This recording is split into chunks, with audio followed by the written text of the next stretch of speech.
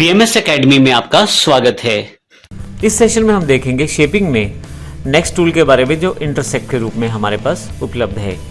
यदि आप इन दोनों इमेजेस में से कॉमन एरिया जो इन दोनों का ओवरलैप्ड एरिया है उसको रखना चाहते हैं तो फिर आप इंटरसेक्ट का प्रयोग कर सकते हैं। जैसे उदाहरण के लिए मैं यहाँ पे सर्कल यहाँ रख देता हूँ इस रेक्टेंगुलर के ऊपर, सिलेक्ट कर लेता हूँ सर्कल को, इंटरसेक्ट विद मुझे टारगेट ऑब्जेक्ट बताना है जो मेरे पास यहाँ पे रेक्टेंगुलर है, क्लिक कर देता हूँ। आप देखेंगे केवल वही एरिया बचा है जो एरिया सर्कल ने रेक्टेंगुलर का कवर किया था, बाकी सारा एरिया यहाँ से हट गया है। मैं यहाँ से इसे कंट्रोल Z कर लेता हूँ। मैं चाहूँ तो ओरिजिनल ऑब्जेक्ट को बनाए रख सकता हूँ। ऐसे केस में मैं इन्हें दोनों ऑप्शंस को चेक कर लूँगा, इंटरसेक्ट विद और यहाँ टारगेट ऑब्जेक्ट। तो अब देखेंगे ओरिजिनल ऑब्जेक्ट हमारे पास अवेलेबल है और जो इंटरसेक्टेड ऑब्जेक्ट है वो भी अवेलेबल है। मैं इन सब किए गए चेंजेस को इस तरह से लाइन में लगा देता हूं ताकि मेरे पास सारी चीज़ें याद रहे और हमें रहे कि हमने कौन कौन सी चीज़ों को बदला है। तो इस प्रकार इंटरसेक्ट कमांड का हम प्रयोग कर सकते हैं। नेक्स्ट कमांड हमारे पास यहाँ सिंप्लीफाई के रूप में उपलब्ध है। अब देखिए यहाँ पे हमारे पास रेक्टेंगुलर है और नीचे की तरफ सर्कल दिया गया है।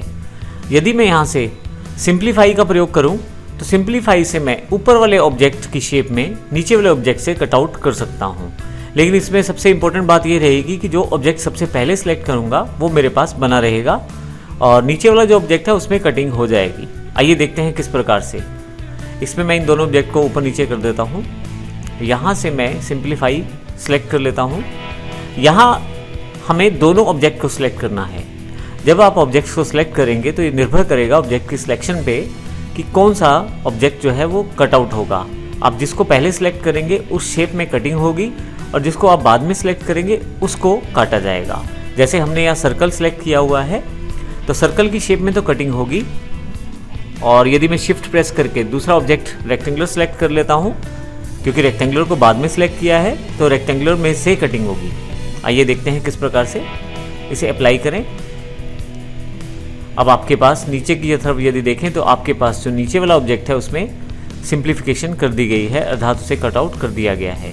इसमें ऊपर वाला ऑब्जेक्ट एज इट इज़ बना हुआ है जबकि नीचे वाला ऑब्जेक्ट जो है वो कटआउट हुआ है।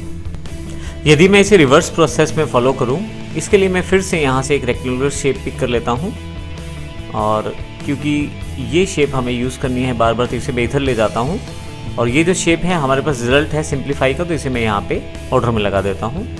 अब हम इसमें रिवर्स ऑर्डर की बात करेंगे। इसमें अब की बार मैं सबसे पहले रेक्टेंगुलर को सिलेक्ट करूंगा, लेकिन इसमें देखिए मैंने यहाँ पे अभी इसको नीचे कर दिया है, लेकिन शिफ्ट के साथ पेज अप करेंगे तो ये सर्कल ऊपर आ जाएगा। अब की बार सबसे पहले सिलेक्ट करता हूँ मैं रेक्टेंगुलर को, शिफ्ट प्रेस करके रखता हूँ और साथ में सर्कल को सिलेक्ट कर लेता हूँ। जैसे ही मैं अप्लाई करता हूँ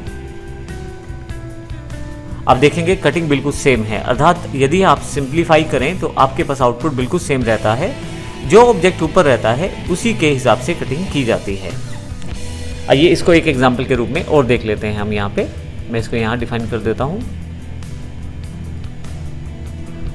अब की बार मैं सर्कल को नीचे ले जाता हूँ। शिफ्ट पेज डाउन कमांड का प्रयोग करें, जो ऑब्जेक्ट ऊपर है वो ऑर्डर में नीचे चला जाएगा और यहाँ पे मैं सिलेक्ट कर लेता हूँ सबसे पहले रेक्टेंगुलर को।